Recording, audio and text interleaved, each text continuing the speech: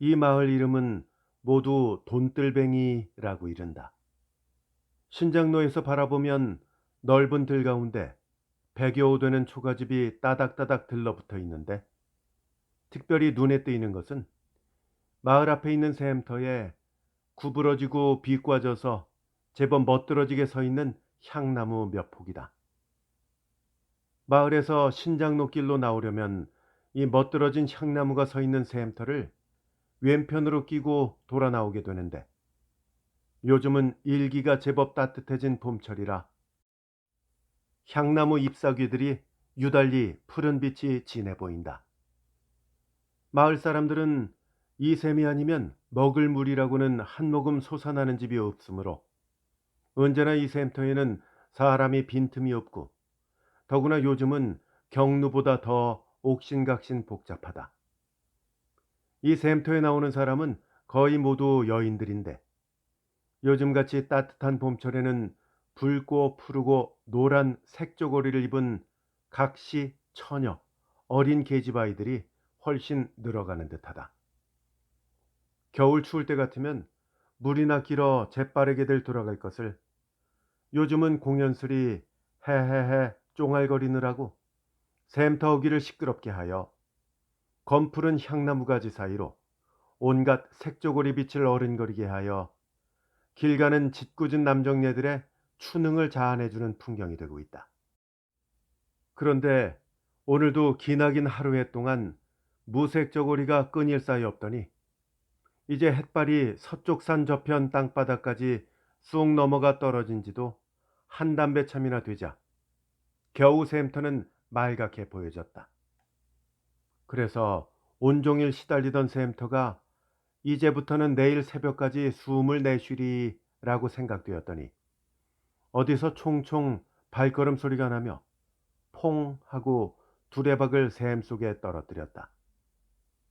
샘물은 내쉬던 숨을 놀란 듯 채 걷기도 전에 두레박을 따라 조그마한 물동이 속으로 주르르 부어졌다. 또 한 번 퐁 하는 소리가 샘 속에 울리며 연해 주르륵 주르륵 물동이는 찼다. 보자, 아이구나, 가뜩하네. 혼자 일 수 있을까 모르겠네. 어둠 속에서 혼자 종알거리며 분홍 저고리를 입은 어린 색시는 물동이와 씨름을 시작하였다. 그는 한참 간심을 주다가 물동이를 들어 샘토에 올려놓고 납작 몸을 굽히고 앉아 또아리 얹은 머리를 샘턱 아래 밀어넣으며 두 손으로 물동이를 머리 위로 옮기려고 조심조심 애를 썼다. 에이구, 한 번만 길고 말까 했더니 또 한 번 더 길어야겠구나 라고 뾰루퉁한 소리로 종알거리며 다시 일어서서 동이의 물을 절반이나 주르륵 부어버린 뒤 이제는 쉽게 머리 위에 올려놓았다. 아이고 젠장, 또 너무 부어버렸구나 하고 그는 다시 물동이를 내려놓고 퐁 하고 또 한두레박 길어서 동이에 부어가지고 보자, 이번은 좀 많지는 않을까 하고 동이를 들어 가까스로 머리에 얹어놓자 머리 위에 놓였던 또아리가 뒤로 슬쩍 떨어지고 말았다. 아이고 참 원수다, 도둑년의 또아리 하고 아주 골이 난 듯이 혀를 쪽쪽 찼다. 아무도 물 길러 오지도 않노? 그는 속이 상해 못 견디겠다는 듯이 다시 동이를 내려놓으려 하자 동이는 건뜻 즉 갑자기 하늘로 올라갔다. 아이고 아이고. 그는 기겁을 하며 동이 꼭지를 꼭 잡고 하늘로 올라가는 동이를 따라 벌떡 일어섰다. 요까지 거 이지도 못하면서. 국달한 사나이의 음성이 바로 머리 위에서 들렸다. 아이고 놀래라. 누구라고. 색시는 동이 꼭지를 놓고 한 걸음 물러서며 그렇게 쉽사리 물동이를 머리 위로 건뜻 집어얹고 서 있는 사나이를 놀란 듯 바라보면서 떨어진 또아리를 주워 머리 위에 놓으며 이리 이어주세요 하며 몸을 다시 앞으로 굽혔다. 아이 글쎄, 이까짓 걸 혼자 못 이어서 깽깽거려. 저리 물러나. 내 하나 가득 길어다 갖다 줄게. 하면서 사나이는 동이를 내려놓고 가득 물을 채웠다. 아이고, 난 싫어요. 내가 이고 갈 테야. 색시는 동이를 잡아당기듯 하며 자기 힘에 알맞게 찔끔 물을 쏟았다. 에, 왜 쏟나? 사나이는 와락 동이를 빼앗아 제 뒤로 옮기고 동이를 잡으려는 색시의 두 팔을 꽉 잡았다. 네가 나를 죽이려느냐? 사나이는 어느 결에 색시의 어깨를 그 넓고 굳센 가슴 안에 파묻고 말았다.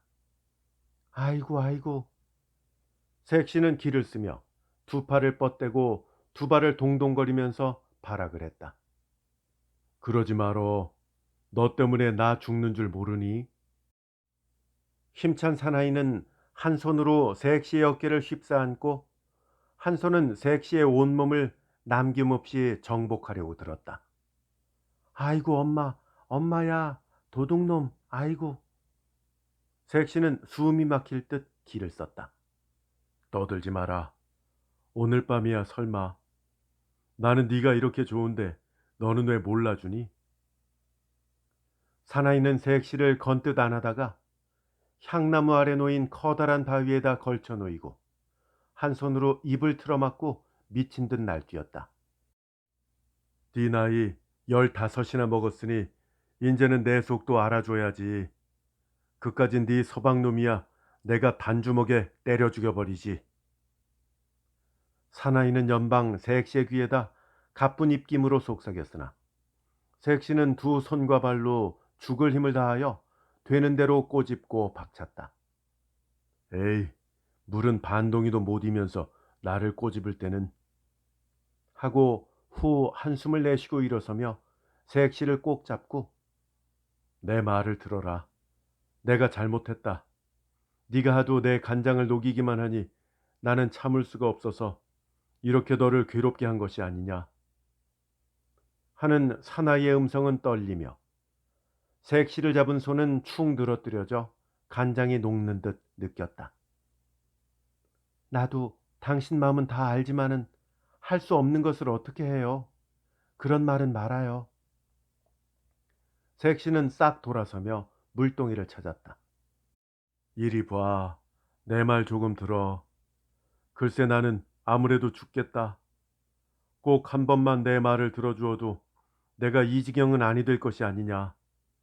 너도 보듯이 이렇게 내가 속을 태우다가는 아무래도 죽지 살지는 못하겠다. 그렇다고 내 맘대로 너를 실컷 어떻게 해라도 하고 나면 모르겠다마는 네가 마음 좋게 내 마음과 맞아서 그런다면야 꼭 한 시간만이라도 마음이 풀리겠다마는 네가 자꾸 이렇게 내 말을 안 들으니 아무래도 나는 죽겠다. 사나이는 바위 위에 힘없이 걸터앉으며 색시를 무리해서 잡으려고 하지 않고 혼잣말같이 중얼거렸다. 글쎄요, 나도 당신이 싫어서 그러나요? 당신이 좋기는 하지만은 그래도 나는 시집 온 사람인데 어떻게 당신 말을 듣나요? 우리 집에서 알아보세요. 당장에 나 죽고 당신 죽지. 색시는 울듯이 사나이에게 반항한 것도 자기는 남편이 있는 까닭이라고 변명하듯 말했다. 글쎄 말이야. 너희 집에서 그렇게 쉽게 너를 시집 보낼 줄이야 어떻게 알았겠니? 나는 네가 15 되면 하고 침을 찍어놓고 있었더니 14살 먹은 너를 부랴부랴 최가놈에게 치워버릴 줄 꿈엔들 생각했겠니? 나도 너를 잊어버리고 장가나 갔으면 좋겠지만 어디 밤낮 눈으로 보고 있으니 다른데 장가들 생각이 나야 말이지. 사나이는 고개를 내려뜨리고 한숨을 지었다. 그러지 말고 다른데 장가 드세요. 나 때문에 당신이 죽게 된다면 나는 내가 먼저 죽어버릴 테야. 색시도 치맛자락으로 눈을 씻으며 음성이 떨렸다. 너 우는구나. 울지 마라. 내 간장이 더 녹는다. 공연히 내가 그랬지. 나도 오죽해서 무작스럽게 달려들었겠니. 참 잘못했다. 요즘은 왜 그런지 자꾸만 너를 꽉 껴안고 마음대로 실컷 막 부벼주고 싶구나. 그래서 이제도 무작스럽게 대들었지. 용서해라. 잘못했다. 다시는 안 그러마. 나는 이대로 돌아가면 네가 최서방하고 이 밤에 한 방에서 안고 누워 잘 것을 생각하면 밤새도록 한잠을 못 자고 울기도 하고 화가 나서 뒹굴기도 한단다. 어떻게 해서든지 마음을 돌려 꼭 한 번만 내 마음을 풀어다오. 응? 사나이는 색시에게로 가까이 가서 그 수구린 어깨를 가만히 흔들었다. 색시는 고개만 끄덕여 보이고 눈물을 뚝뚝 떨어뜨렸다. 사나이는 참지 못하여 색시를 다시금 꼭 안았다. 가야지. 이윽고 색시는 고개를 들었다. 사나이는 색시는 놓고 물동이를 건뜻 들고 앞서며 너의 집 앞까지 들어다 줄게 하며 걷기 시작하였다. 색시는 한 손에 두레박, 한 손에는 또아리를 들고 사나이의 뒤를 따라 샘터를 떠났다. 애끓는 사랑의 한막 비극이 멋들어진 향나무선 샘터 풍경 속에 새겨졌다. 뭘 잃어 가서 웬걸 그리 오래 있었노? 색시가 사나이에게 물동이를 받아오고 집으로 돌아오자 그의 남편 최서방은 꼬던 새끼를 밀쳐놓으며 말을 건넸다. 색시는 잠자코 부엌으로 들어가서 좀 내려주소 하고 방을 향해 말하였다. 어. 최서방은 얼른 일어나서 동이를 받아내려 붓두막 위에 놓고 가뜩하구나. 어두운데 웬 물을 이렇게 많이 이었어? 하고는 다시 방으로 들어갔다. 색시는 덩달아 따라 들어가서 콩알만한 등잔불이 꺼질까 살며시 윗목에 주저앉았다. 내일 아침은 일찍 해야 되니 그만 잘까? 최서방은 슬그머니 아랫목에 가서 비스듬히 누웠다. 색시는 꼬던 새끼를 뭉쳐놓은 뒤 빗자루로 방안을 대강 쓸어놓고서 불 끌까요? 하고 남편을 바라보았다. 그래, 끄고 자지 하며 싱긋이 웃는다. 색시는 불을 끄려고 입술을 오므렸다 말고 내가 바느질할 게 있는데 하면서 벌떡 일어섰다. 색시는 남편의 그 웃음이 무엇을 의미하는 것이며 또 얼마나 자기의 고통이 됨을 잘 아는 까닭에 일부러 불을 끄지 않으려는 것이었다. 바느질은 무슨 오라질 바느질이야? 다 그만두고 일찍 자지 하며 허리를 숙여 훅 하고 불을 꺼버렸다. 왜 그리고 앉았소? 어서 와서 자지 않고 어서 이리 와. 최서방은 팔을 휘 내저 어둠 속에서 색시의 치맛자락을 잡아 끌어갔다. 색시는 지난해 봄, 지금으로부터 꼭 1년 전인 3월 달에 14살의 어린 나이로 시집을 왔다. 키가 유달리 숙성하여 나이는 14살이라도 그리 꼬마 색시로는 보이지 않으나 그래도 분홍인조견 저고리에 검정을 들인 당목 치마를 입은 허리는 한 줌이나 되어 보이며 두 귓볼이 상큼한 것이 말할 수 없이 어려 보였다. 그는 최서방에게 시집 오던 날부터 무섭고 괴롭고 하여 울며 이를 갈면서도 시집 오면 의뢰이 그런 것으로만 알고 조금도 반항하지 않고 꼬박꼬박 아내 노릇을 하여 왔다. 27살인 최서방의 무시무시한 성욕을 반항 없이 받아오는 색시의 가슴속은 최서방이 무섭고 다만 키 크다고 시집 보내준 그의 부모가 원망스러웠다. 그러나 그는 남편이 무섭다는 말은 그의 부모에게라도 말할 수가 없었다. 왜 무섭냐고 물으면 그 이유를 말할 수는 없는 일이라고 생각되기 때문이다. 그리고 최서방에게도 그 무섭고 슬픈 뜻을 조금이라도 보이면 당장 쫓아보내든지 때리든지 할까봐 겁이 났다. 그러므로 색시는 혼자 속으로 앓으며 입술만 깨물어 왔으므로 나이는 1살 더 먹어도 몸과 얼굴은 점점 고라지듯 말라갔다. 그리고 또 한 가지, 색시가 고라지듯 말라 들어가는 이유가 있다. 그것은 김갑술이라는 총각 까닭이다. 이 갑술이 총각은 색시의 친정인 옥천동에 사는 사람이었다. 색시와 앞뒷집에서 자랐으며 그가 커서 남의 집에 머슴살이로 돌아다니면서도 이 색시에게는 마음을 두고 왔었다. 색시 나이가 16 되면 그동안 돈을 알뜰히 모아서 장가를 들려니 하고 바랐던 것이, 그가 석골이란 동리에서 머슴살이하고 있는 동안에 색시는 시집을 가고 말았던 것이었다. 갑술이 총각은 기가 막혀 얼마 동안은 바람이 들어서 살던 머슴살이도 집어던지고 핑글핑글 놀다가 나중에는 그의 홀어머니를 데리고 색시를 그리워하며 이 돈들뱅이로 이사를 와서 그동안 모았던 돈으로 말 한 필과 구루마를 사서 품삯짐을 지어서 살아갔다. 그도 벌써 나이가 25살이니 장가도 들어야 할 것이고 또 말 구루마를 부리게 되어 돈벌이도 상당하니 아무래도 장가를 들 때가 꼭 되었는데 그는 그 색시만 그리워하였다. 최서방이 낮에 일하러 나가면 색시를 찾아와서 멀끔히 바라보다가는 눈물이 글썽글썽하여 가지고는 핑 달아나고 하니 색시 역시 마음이 편할 리가 없었다. 색시는 남편에게 시달릴 때마다 갑수리를 눈앞에 그렸다.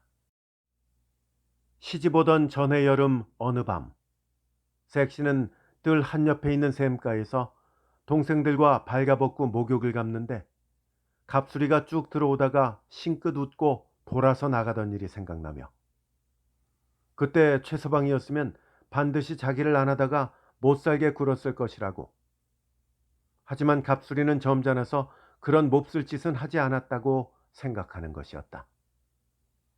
그리고 또 봄철이 되면 산에 가서 참꽃을 꺾어다 나눠주며 단 온 날마다 뒷산에 그네도 메어주던 것도 갑술이었다. 그러나 색시는 시집 올 때는 갑술이 생각을 할 줄 몰랐다.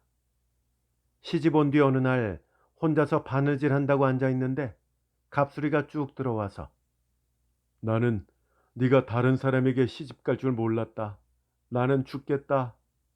하며 한숨 쉬고 눈물 짓고 하다가 돌아간 그 후부터 갑술이 생각이 나기 시작한 것이었다. 날이 갈수록 갑술이의 정열은 점점 뜨겁게 불태우고 최서방의 요구에 대하여서는 반비례로 점점 더 싫은 정이 더해갔다. 더구나 이날 밤 갑자기 갑술의 폭발된 열정에 휩싸여 정신을 잃을 뻔까지 한 뒤라서 최서방의 억센 요구에 색시는 참다 못하여 눈물이 좌르르 흘러내렸다. 네가 최서방에게 안겨 잘 것을 생각하면 나는 이 밤을 자지도 못하고 울며 뒹굴며 한단다 하던 갑술이 말이 생각나며 비로소 처음으로 최서방에게서 몸을 빼내며 반항하듯 허리에 감긴 커다란 손을 잡았대 휙 내던졌다. 요것이 왜 이래? 최서방은 징그러운 웃음을 씩 웃으며 색시의 조그마한 몸뚱이를 내려 누르고 말았다. 이튿날 아침 일찍 최서방은 일터로 나갔다. 그는 제 이름으로 논이 단마직이나 있고 밭도 12마직이나 있어서 농사만 짓더라도 단 2내외의 생활이야 넉넉하겠지만은 그래도 농사에 틈이 있는 대로 날품팔이라도 해서 잠시도 놀지 않아서 마을 사람들에게 착실하다는 칭찬을 받는 터였다. 색시는 남편이 일터로 나가자 얼마만큼 마음이 거뜬해진 듯하며 갑수리가 오면 실컷 울고 싶기도 하고, 한편으로는 갑수리가 와서 또 못살게 괴로워하는 모양을 보이기만 하면 차마 어찌 보리요 하고도 생각이 돼서 마음의 갈피를 잡을 수가 없었다. 아직 15살밖에 되지 않는 소녀인 색시로서는 견뎌내고 판단해내기에는 너무나 무겁고 어려운 사랑의 갈등이었다. 그는 아침 뒤치움이 끝나자 방 한쪽에 쪼그리고 앉아 홀짝홀짝 울기만 하였다. 울다가 들으니 삽장문 밖에 엿장수 가위 소리가 첵깍첵깍 들려왔다. 그는 언젠가부터 엿사 먹으려고 주워두었던 헌 생철 물통이 생각나서 두 눈을 얼른 이리저리 닦으며 뛰어나와 엿장수 하고 불렀다. 이 집이요. 색시 엿사시오. 많이 주지요. 깨어진 그릇이나 헌 누더기나 무엇이든지 가지고 오소. 하고 엿장수는 혼자 짓거린다. 이것 줄게. 엿 많이 줘요. 색시는 조금 전까지 울던 일은 깜빡 잊어버리고 헤헤 웃기까지 한다.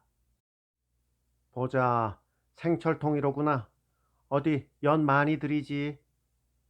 하고 엿장수는 엿을 5가락 종이에 싸주었다. 색시는 한 가락 입에 넣어 딱 분질러 씹으며 참 보소 엿장수 저 사마귀 빼는 약 있소? 하고 물었다. 네 있고 말고 구리무 분 비누 온갖 것 다 있소다. 아니 사마귀 빼는 약 정말 있어요? 있다니까. 이거 아니요 이거. 엿장수는 샛노란 물이 든 병을 치켜들었다. 색시는 웅크리고 앉으며 그 병을 들여다보았다. 병 한 개 가져오소. 엿장수는 색시가 그 사마귀 빼는 약을 사기로 결정한 것처럼 말하였다. 빈 병이 있어야지. 그 병에 든 약도 얼마 되지 않는데 그 병째 모두 팔으셔요. 어, 이거 아주 비싼 약인데 이것만 해도 모두 보자. 병값 2, 3전이고 약값이 50전이라. 그렇지만 50전만 내소. 50전? 아이고 비싸라. 사마귀가 꼭 빠질까요? 꼭 빠지고 말고. 예수 50전. 색시는 치마끈에 메어두었던 50전짜리를 풀어 엿장수를 주고 그 약병을 받아들고 다시 방으로 들어왔다. 그는 두 팔과 발과 목과 가슴에 걸쳐 무사마귀가 많이 나 있으므로 그것을 빼 없애려는 것이었다. 어느 때 보니까 이러한 사마귀 빼는 약은 아주 꼭 사마귀 위에다만 조금만 찍어 발라두던 생각을 하고 성냥 알맹이로 약물을 적셔서 우선 발에 난 사마귀에다 조금 발랐다. 아이고 따가워. 색시는 깜짝 놀라 성냥 알맹이를 동댕이 쳤다. 뭐하나. 그때 마침 갑수리가 방 안으로 얼굴을 쑥 들이밀었다. 사마귀 빼지. 색시는 생긋 웃었다. 웃기는. 나는 밤새도록 잠 한숨 못 자고 너 까닭에 이 모양인데 너는. 갑수리는 말과는 딴판으로 얼굴은 조금도 색시를 원망하는 빛이 없었다. 나는 뭐 잘 잔 줄 아나 배. 색시도 입이 뾰족해졌다. 너도 내 생각 좀 해야지. 또 사마귀는 빼서 무엇에 쓰려노? 이보다 더 예뻐지면 또 누구를 죽이려고. 갑수리는 문턱에 걸터 앉으며 약병을 들고 쳐다보았다. 그 약 참 몹시도 독해요. 여기 조금 찍어 발랐더니 불이 펄쩍 나게 따가웠어요. 색시는 발등을 치마로 덮으며 아직 따갑다는 듯이 문질렀다. 이 약이 무엇인지 알기나 하나? 한 모금만 마시면 당장에 죽는 무서운 약인데. 갑수리는 약병을 한 옆에 밀어놓았다. 아, 그러면 비상인가? 비상? 그래. 나는 사마귀 빼는 약이라고. 조금씩 찍어 바르기만 해도 사마귀가 빠지니까. 한 모금만 마시기라도 하면 목이 송두리째 빠져버리지. 아이고 머니, 목이 빠지면 어쩌나? 그러면 죽지. 영 죽을까? 죽고 말고. 아이고, 그러면 어디 감춰버려야지. 행여 누가 잘못 알고 마시면 큰일이지.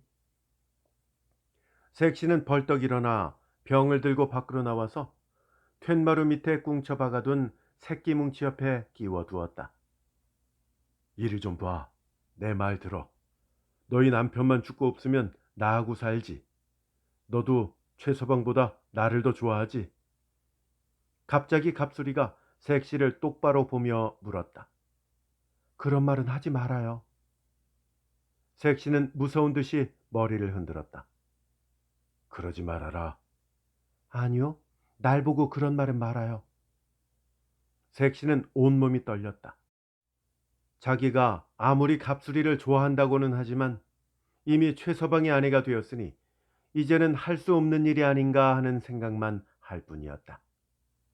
갑수리는 색시가 이 밖에 더 다른 생각을 할 줄 모르는 것이 안타까웠다. 색시는 어느 날 늦은 아침때가 되어 들로 나물 캐러 나갔다. 최서방은 오늘은 일자리도 없고 해서 집에서 가만히 칠 새끼를 꼬고 있었다. 이런 줄을 모르는 갑수리는 이날도 색시를 보러 이 집에 쑥 들어왔다. 갑술인가? 최서방은 반갑지 않게 인사를 하였다. 이미 두세 번이나 갑수리가 일 없이 자기 집에 놀러 온 것을 아는 터이라 속으로 짐작이 되는 바가 없지 않았던 것이었다. 네, 오늘은 일터로 안 가시오? 새끼는 꼬아서 무엇에 쓰려는가요? 갑술의 대답은 어색한 빛이 나타났다. 여기 좀 앉아서 내 말 좀 듣게. 최서방은 새끼 꼬던 손을 멈추고 담배를 꺼냈다. 무슨 말인가요? 하고 대답하는 갑술의 가슴은 뭉클하였다. 글쎄. 최서방의 입술도 떨렸다. 갑술이는 이미 최서방의 속마음을 알아차리며 이제까지 참고 견뎌오던 증오감이 불쑥 솟아올랐다. 그는 주먹을 단단히 쥐어보다가 말고 방 한옆에 있는 목침을 노려보다가 문득 어느 날 색시가 툇마루 밑에 숨겨두던 초산병이 언뜻 머리에 떠올라서 무슨 말인가요? 천천히 합시다. 내 술 한 잔 받아올 터이니 한 잔 잡숫고 말씀하세요. 하고 신을 고쳐 신는 척하고 마루 밑에 들어박힌 초산병을 얼른 빼서 밖으로 휙 나갔다. 그는 그 길로 술집에 가서 술 한 대를 받아 술집 주전자에 넣어가지고 최서방의 집 문 앞에서 술은 거의 다 부어버리고 한 잔만큼만 남겨두고 약병을 거꾸로 들고 부어 넣었다. 술 주전자를 들고 들어간 갑수리는 부엌에 가서 조그마한 양재기 대접 한 개를 가지고 방으로 들어갔다. 술은 받아와도 나는 먹지 않겠다. 내 말이나 들어라. 최서방도 이제는 갑수리의 모양이 수상해서 아주 도사리고 앉았다. 아니, 그러지 말고 한 잔 마시고 말하세요. 내가 모두 잘못했으니 그만 다 무시하고 속을 푸셔요. 뭐 그러실 것이 있나요? 나도 내일부터는 멀리 만주나 대판으로 갈 작정이니 그러지 마소. 하고 주전자의 술을 따라서 최서방 앞에 내밀었다. 최서방도 그렇게 안 먹겠다고 뻗쳐대기에는 너무나 술에 대한 욕심이 많은 터라 못 이기는 채 받아들고 한 입에 쭉 들어 삼키다가 조금 남았을 때 술잔을 척 띄며 이 술맛이 하고 갑수리를 바라보았다. 아니, 그 술이 어떤가요? 갑수리는 일어섰다. 아이고, 이거 술이 아니다. 이놈이 날 죽이는구나. 최서방은 두 손으로 목을 쥐어뜯었다. 이놈의 새끼. 갑수리는 왈칵 최서방에게 달려들어 방바닥에 넘어뜨린 후 두 손으로 목을 힘껏 눌렀다. 들에서 돌아온 색시는 그대로 부엌에 들어가 점심상을 차려가지고 점심 먹어요 하고 소리쳐 보았으나 대답이 없으므로 그는 혼자 부엌에서 점심을 먹은 뒤 물동이와 이제 캐가지고 온 나물 소쿠리를 끼고 샘터로 나갔다. 나가다가 사립거리에서 갑수리를 만났다. 오늘은 집에 있는데? 색시는 갑수리를 바라보며 말하였다. 갑수리는 두 눈이 새빨갛게 되어 허둥지둥하였다. 왜 그래요? 색시도 놀라 멈칫하였다. 갑수리는 사방을 휘휘 둘러보며 말문이 막힌 듯 손만 내렸다가 휑하니 달아나 버렸다. 색시는 어리둥절하여 그대로 샘터에 가서 나무를 씻고 물을 길어서 집으로 돌아오니 남편은 아직 잠이 깨지 않은 모양이었으므로 방 안에 들어가 보았다. 일어나 점심 먹어요. 색시는 두세 번 불러봐도 대답이 없는 것이 이상해서 그제야 자세히 넘겨다 보았다. 아이고, 왜 저래? 색시는 이상함을 못 이겨 가까이 가 보았다. 그제야 가슴이 선뜻하여 총알같이 방을 튀어나와 툇마루 밑을 들여다보고 약병이 없음에 벌떡 일어서자 갑술의 얼굴이 번갯불같이 혼란하게 눈앞에 어른거렸다. 아이고 엄마. 그는 저도 모르게 외마디 소리를 치며 두 귀와 눈을 꼭 막듯이 가리며 푹 고꾸라졌다. 아이고 무서워라 암창 굳기도 하지. 글쎄 말이지 15살밖에 안 먹은 계집년이 사나이를 죽이다니. 아니 갑술이 놈하고 언제부터 붙었는고 서방질을 하다니 그런 죽일 년이 어디 있어. 아이고 무섭고 독한 년. 년놈이 의논하고 죽인 게지. 어린 년이 어쩌면. 동리는 물 끓듯 소란한 가운데 색시는 갑수리와 함께 꽁꽁 묶여서 순사 두 사람에게 끌려 그 멋들어진 향나무 서 있는 샘터를 왼편으로 끼고 돌아 주재소로 갔다. 이리하여 간부와 공모해 남편을 독살한 15세의 독부가 생겨났다.